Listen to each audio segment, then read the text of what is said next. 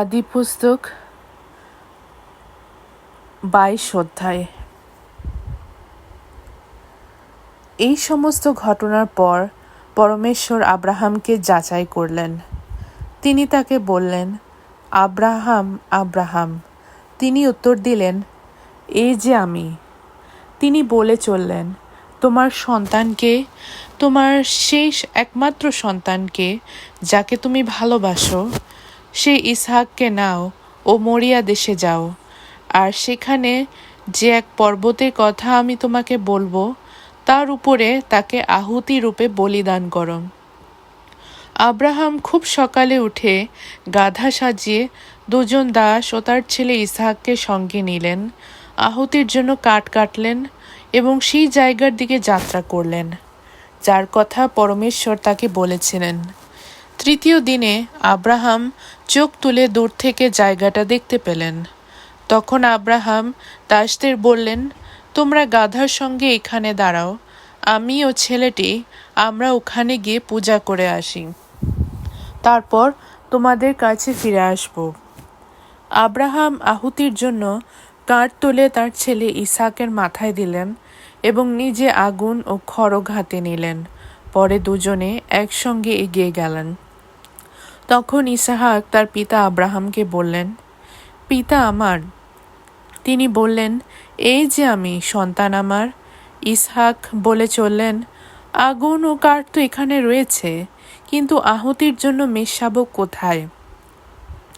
Abraham বললেন, সন্তান আমার, আহুতির জন্য মেষশাবকের ব্যাপারে পরমেশ্বর নিজেই দেখবেন। তারা একসঙ্গে আরও এগিয়ে চললেন, আর যখন সেই জায়গায় এসে পৌঁছলেন যার কথা পরমেশ্বর তাকে বলেছিলেন, তখন আব্রাহাম একটি যজ্ঞবেদী গাঁথলেন, কাঠ সাজালেন এবং তার ছেলে ইসহাককে বেঁধে বেদিতে কাঠের ওপরে রাখলেন। পরে আব্রাহাম হাত বাড়িয়ে নিজের ছেলেকে বধ করার জন্য খড়গ তুলে নিলেন, কিন্তু স্বর্গ থেকে প্রভুর দূত তাকে ডাকলেন, বললেন, আব্রাহাম, আব্রাহাম। তিনি উত্তর দিলেন, এই যে আমি। দূত বললেন, ছেলেটির উপরে হাত বাড়িও না, তার কোনো ক্ষতি করো না, কেননা এখন আমি জানি তুমি পরমেশ্বরকে ভয় করো। তুমি আমাকে তোমার সন্তানকে, তোমার একমাত্র সন্তানকে দিতেও অস্বীকার করনি। তখন আব্রাহাম চোখ তুলে দেখতে পেলেন পাশে একটা ভেড়া, তার শিং একটা ঝোপের মধ্যে জড়ানো। আব্রাহাম গিয়ে সেই ভেড়াটা নিলেন এবং নিজের ছেলের বদলে আহুতি রূপে তা বলিদান করলেন। আব্রাহাম সেই জায়গার নাম রাখলেন, প্রভু নিজেই দেখেন। এজন্য আজ লোকে বলে, পর্বতে প্রভু নিজেই দেখেন। প্রভুর দূত তৃতীয়বারের মতো স্বর্গ থেকে আব্রাহামকে ডাকলেন, বললেন, প্রভুর উক্তি, নিজের দিব্যি দিয়েই বলছি, তুমি এই কাজ করেছ বলে তোমার সন্তানকে, তোমার একমাত্র সন্তানকেও আমাকে দিতে অস্বীকার করনি বলে আমি তোমাকে অশেষ আশীর্বাদে ধন্য করব এবং তোমার বংশের সংখ্যা আকাশের তারা নক্ষত্রের মতো ও সমুদ্র তীরের বালুকণার মতো করব। তোমার বংশধরেরা শত্রুদের নগরদ্বার দখল করবে।